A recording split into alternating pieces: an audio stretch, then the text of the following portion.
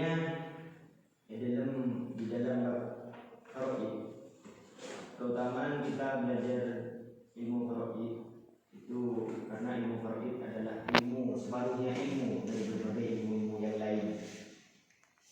Dan juga hukum kita mempelajari ilmu faraid itu hukumnya fardu kifayah, yang mana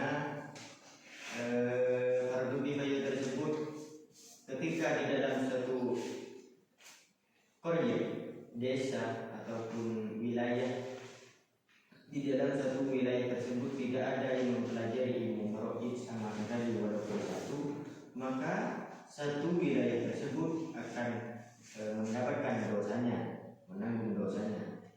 Adapun ketika dalam satu qarya tersebut, dalam satu desa atau wilayah sudah ada yang mempelajari walaupun hanya satu orang saja, maka dalam satu desa tersebut tidak akan memperoleh dosanya, karena di sini fardu kifayah.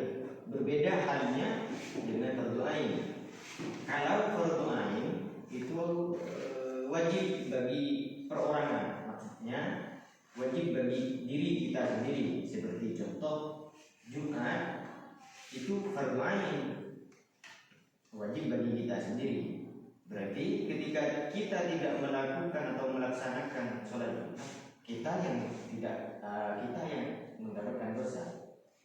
Kalau fardu kifayah, seandainya di dalam satu desa seperti Robiah Barat, di sini tidak ada yang mempelajari ilmu faraid sama sekali, walaupun hanya satu orang, maka yang memperoleh dosanya itu satu desa Barat. Itu fardu kifayah. Jadi utama hukum mempelajari ilmu faraid itu hukumnya fardu kifayah.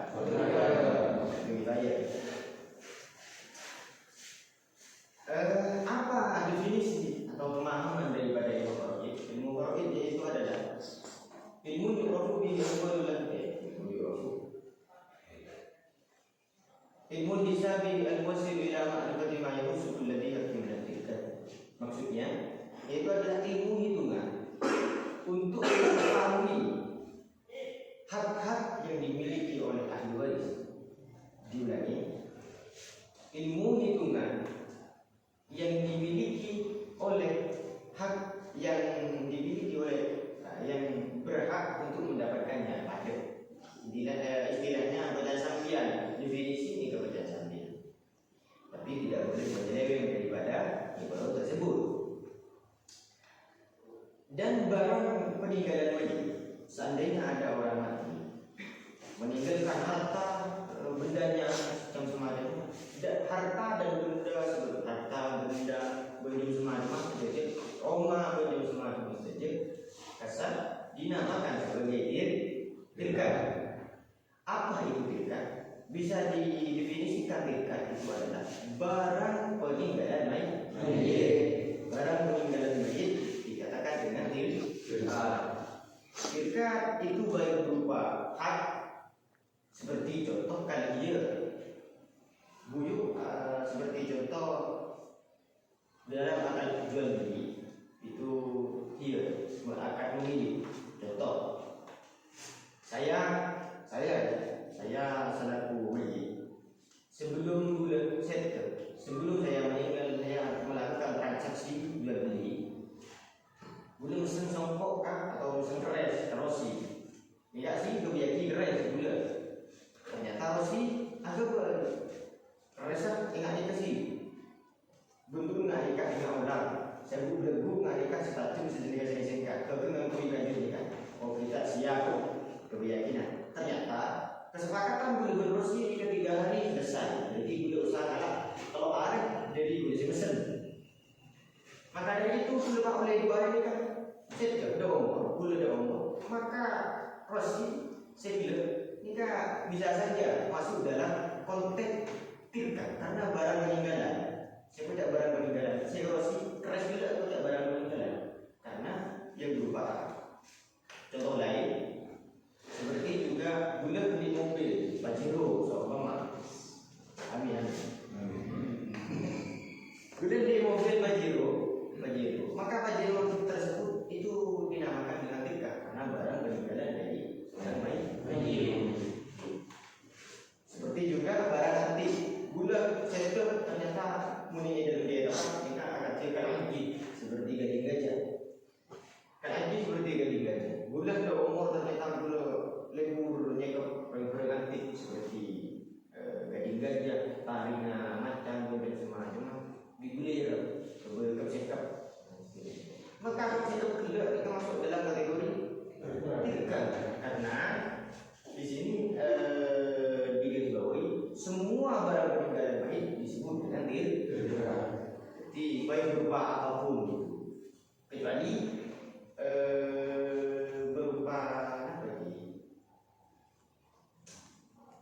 Intinya tapi harus berupa barang. Oben, harta, intinya harus semua harta ataupun yang semacamnya. Ataupun di otak itu termasuk harta juga, termasuk. Ini kan di dalam istilah pembahasannya itu ada titik pokok pembahasannya. Titik pokok pembahasannya ketika kita untuk membagi fikih itu tidak boleh semena-mena. Seandainya kalau dalam zaman sekarang, ya kan analogi barang peninggalan lagi, sangkolat istilahnya kalau berdua, sangkolat itu bagi dan benda, seumpama.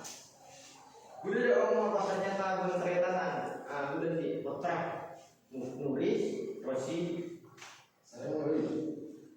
Maka nulis sebagai cerita waktuan macam itu nak sabu pintaan di tak lagi adil kira namun saya pun bagi rosi mengkarin bagi kok tak bisa seperti itu meskipun itu dikatakan adil tak bisa dikatakan adil karena ilmu fikih itu adalah hukum tetap tak bisa diubah tak bisa diubah. Maka dari itu kita harus mengikuti prosedur daripada ilmu fikih. Meskipun seandainya ingat nulis lebih banyak atau lebih sebelumnya, tahu tak terima, maka itu usaha mereka di Indonesia juga karena ini memang hukum ketetapan jadinya tak bisa disemena-mena. Miranda ilmu fikih ini adalah ilmu yang pertama kali diangkat di muka bumi ini. Maksudnya ilmu yang pertama kali diangkat bunyi pakai apa kalau sebelum tulis saja tidak jadi tapi ilmu fikih. Tapi orang yang ada ilmu fikih kecenderungan pakai cabut kali. Cabut apa istilahnya orang yang ada ilmu fikih cabut mematikan dia istilahnya mematikan dia. Sehingga ilmu fikih ini tak ada dengan bui. Nah berarti tanda salah satu tanda ahli sunnah. Ini kan bisa diberi tanda ahli sunnah kan? Tak ada orang alim si alim ilmu fikih. Bahkan ada yang mengatakan bahwasanya salah satu ulama yang tak kali menikah pengarang Fathul Mu'in itu orang ilmu fikih. Fathul Mu'in kita sebut fikih ini Fathul Bari ini pada ilmu fikih. Sampai pada buku serikat cek saking engkau Wikipedia ngarang kitab sebenarnya ilmu fikih tempun mekol 2 gunung engkau pemuan mekol 2 gunung dari beran ilmu fikih jelas cek sakingnya engkau Wikipedia 2 ngarang kitab sebenarnya ilmu fikih dan mekol 2 gunung pemuan bulan mekol 2 gunung tempun karena berdua ilmu fikih berdua adalah oleh ketika kita belajar ilmu fikih itu banyak tantangan ketika kita sudah mengetahui ilmu fikih itu banyak tantangan sehingga kadang orang alim ilmu fikih jika itu mencoba memecahkan masalah seseorang seperti contoh mula ternyata kemusibaan di fire saya di fire maka beliau mendatangkan orang yang alim ilmu fikih. Mereka akan jadi tahu kan maksudnya. Kalau di Madura identik dengan cangkolan kan, identik dengan cangkolan. Yang ke mencangkolan itu tak apa, maka tidak biasa. Kalau bukan ada acara, istilahnya acara. Maka orang yang ilmu fikih, alim ilmu fikih ini kan mempunyai tatanan diri sendiri.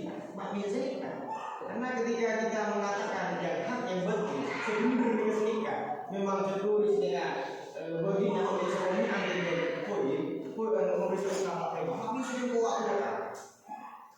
Nah ini kan yang menjadi tantangan dari memang alim ilmu fikih karena membawa kita salah ternyata mengatakan salah maka bahaya bagi ilmu fikih. Tapi ketika tidak digunakan ilmu fikih itu tidak digunakan maka itu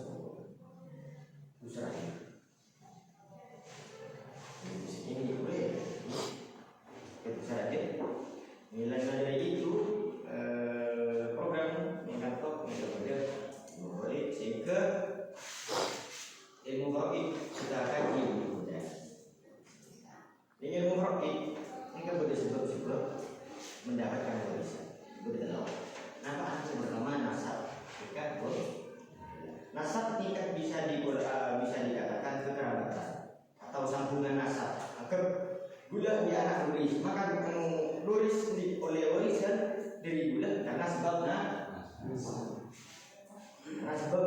nasab. Oning definisi dari sebab. Sebab ni kan, sebab sesuatu itu ada karena adanya sesuatu. Bila kan sebab, mereka pun definisinya sebab. Sesuatu itu ada karena adanya sesuatu. Contoh, lampu ni kau lampu odi karena bersih odi. Lampu mati kan bersih mati. Jadi sebab itu ada sesuatu ada karena adanya sesuatu. Yang pertama nasab, yang kerabatan itu nak kami potong tapi bisa oleh dosen karena sebab nasab. Nomor dua nasab nikah. Nomor dua nikah. Apa itu nikah? Karena tidak semua pernikahan itu bisa mendapatkan warisan. Contoh, gula akabin berbini gula. Aku gula berbini akabin gula oleh warisan karena disebabkan nikah. Tapi di garis bawah tidak semua pernikahan itu mendapatkan warisan. Tapi bisa di garis bawah tidak semua pernikahan itu mendapatkan warisan karena yang mendapatkan warisan hanya abdun sodih. Karena akad nikah yang sah itu hanya yang mendapatkan warisan. Seandainya gula akabin berbini gula, ternyata sah akad nikahnya kata bisa mendapatkan warisan dari gula karena akad nikahnya tidak sah. Nomor telok nasab nikah wala nikah wala yang ini wala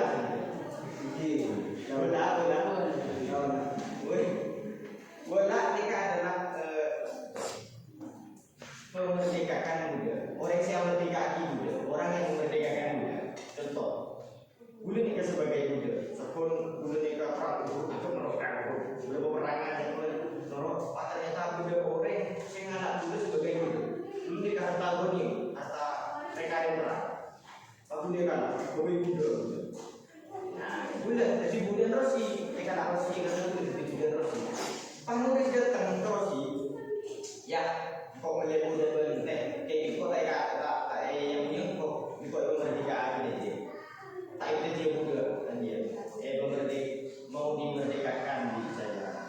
Jadi beli kerosi, supaya muda jual masuk. Anggap nak, muda ni kan ada dalam dua bulan. Bulan di agak kerosi di tanya saya ditulis ini.